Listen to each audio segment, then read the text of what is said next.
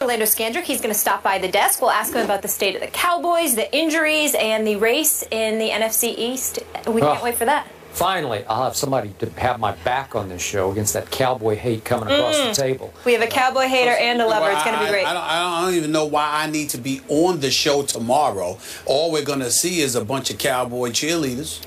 You know, really? We are? Orlando, our Cowboys, our Cowboys, our Cowboys. And you know, far be it from me, I don't want to look like the bad guy for reminding the world y'all haven't won a Super Bowl in 20 years. What makes y'all relevant? I thought America was a great country. I thought America was #1. I thought America was superior to most, if not all. Yet we have the Dallas Cowboys as the representation of America. I mean, I think it's disgraceful. We don't have enough pom-poms for you, though. All those colors. That would be Say tough. whatever you want, you know. I think That's tomorrow right here I don't look on as good as First you Take. don't mean I don't look Orlando good. Scandrick. All right. You look fantastic. Thank you. Heading into the NFL season, there were concerns surrounding the Panthers' offense, some due to injury. And yet, as we approach Week 4, Newton and the Panthers are 3-0 and tied for first in the NFC South with the Atlanta Falcons. Now, of course, the defense, which ranks 7th overall, has played a large role in the team's success.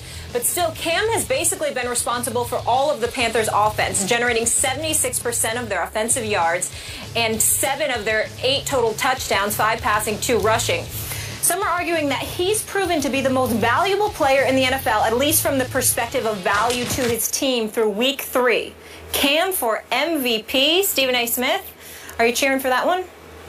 Well, I don't root against him because I got a lot of love for the kid. I think that he's going through a lot. I think the one blemish on his career obviously had things to do with family as opposed to himself from his college days or whatever.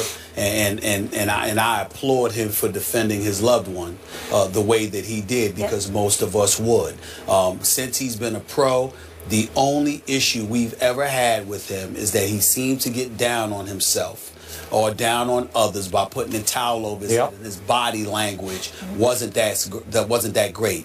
When you shred everything or shove everything aside, that is the only thing that we've been able to say negatively about Cam Newton. The development has been there. Now you sit there and look at him and say he's got to get over the hump. He's got to take that to the next level. I remember Skip getting on him because of that pick 60 through to Cam Chancellor last year in the postseason. But that was against the Legion of Boom. That was against the #1 defense in the NFL. And he was devoid of a lot of offensive weapons. And that was before. And you have to remember that was because his GM decided to just clean house. Steve Smith was gone, along with a plethora of other individuals that ended up being gone as well. Now you got Jonathan Stewart, who's still there. He can't give you 4 yards a carry. He's only giving you 3.5 a game. D'Angelo Williams is gone. Steve Smith Sr. is gone. Kelvin Benjamin obviously went down, got injured. So what do we have? We have Cam Newton, and the only thing he has available to him is a suspect offensive line with guys I barely even know. You know, Michael O'Hare, I know him, but Norwell, Callie, Turner, Remmers. I mean, when you look at this offensive line, to say it's suspect, I'm not going to say they're awful, but they've never been associated with greatness. So you got that offensive line, and it's proven because their running game is somewhat suspect. You know, he's been sacked already 5 times. Then you take that into account and you look at the weapons that he has available to him. We like Greg Olsen. He's been on this show. And he's if played he well. wants to, he clearly has a future in broadcasting, but he's showing that he can still play. Had about 134 yards last week, and the guy is their leading receiver. I mean, this is Greg Olsen we're talking about here. He's your leading receiver, and Ted Ginn Jr. is your #1 receiver, even though he's #2 in yardage behind Olsen. So your 2 primary targets is Olsen and Ted Ginn Jr. You have not much of a running game to speak of, and yet you're finding a way to feed off what that really, really good Carolina Panthers defense gives you, and you're managing to win games. So is he Aaron Rodgers? No.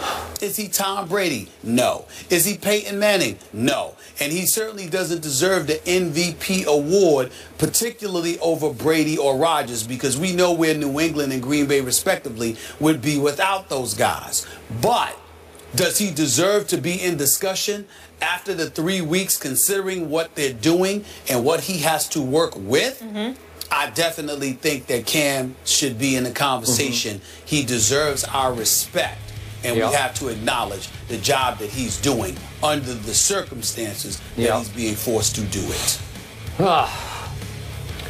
So, if we're talking about Cam for MVP, I'll just give you one scenario whereby it would apply.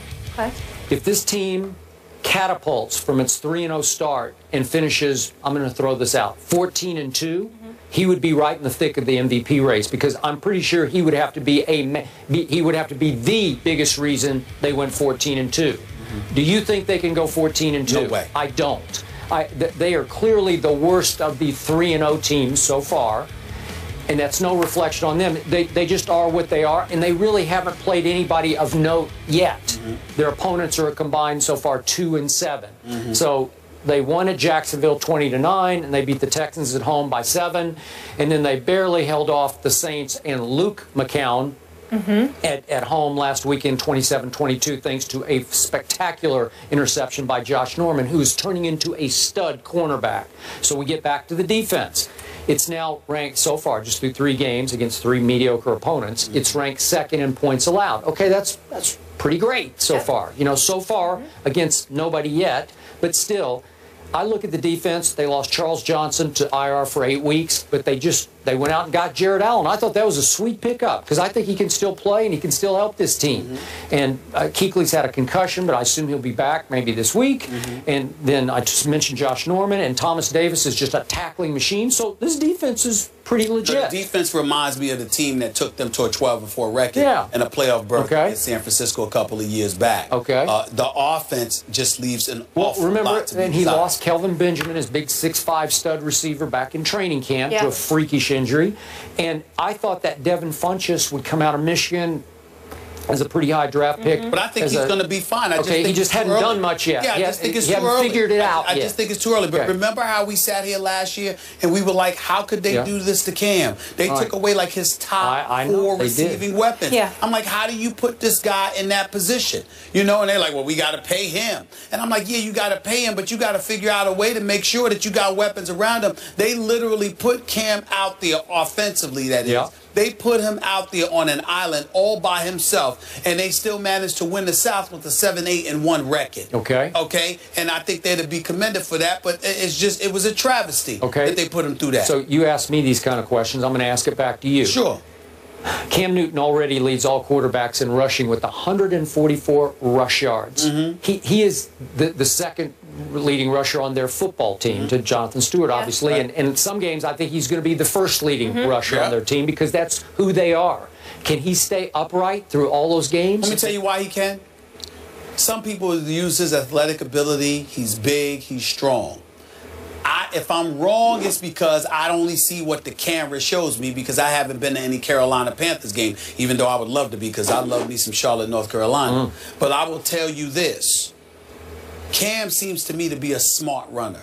He's not exactly Russell Wilson, but he's pretty close. As far as sliding goes. Well, he doesn't have to, because Cam usually running to the side, and he's usually getting out of bounds. He's not usually running to the middle of the field, as far as I can tell. Again, I'm not at the game, so I don't see every play. But from the camera angles, when I see Cam Newton running the football, he's usually not running where he's required to slide. He's usually running out of bounds. He doesn't get hit too much running outside the pocket. That doesn't happen to him all the time, and I attribute that to his intellect, because he's not trying to do it. Think about how embarrassing it was when we were talking about RG3, and we were like literally suggesting that he go over to the Nationals to let them teach him how to slide.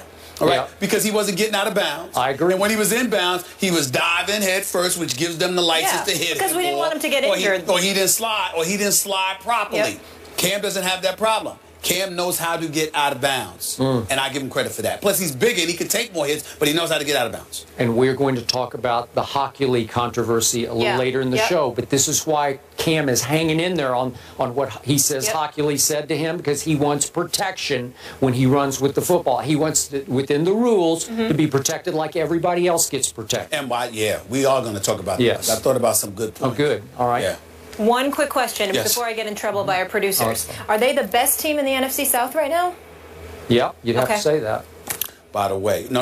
Oh, I forgot about Atlanta. I say the Falcons are, but by the way, you don't worry about getting in trouble with the producers. Skip's got you. I don't know about me, because you're from Connecticut. But you're the one who runs this show. He got your police. Oh, please! You know you lying. That's lying. That's laughable. This man is connected. He is connected at the highest level. Am I not right? Please. Connected. You both are. Well, trust me, I'm the rookie. Cam Newton is getting a lot of love right now with the 3-0 start, but is he MVP worthy? Skip and Stephen A have given their takes. We want yours. Go to Twitter and vote yes or no using the hashtag MVP for Cam, and let us know if you think he is worthy of the MVP. LeBron is feeling the love in Cleveland this season, but will there be too much love on the Cavs in 2015? You'll see what I was trying to do there in just a minute. We'll be right back.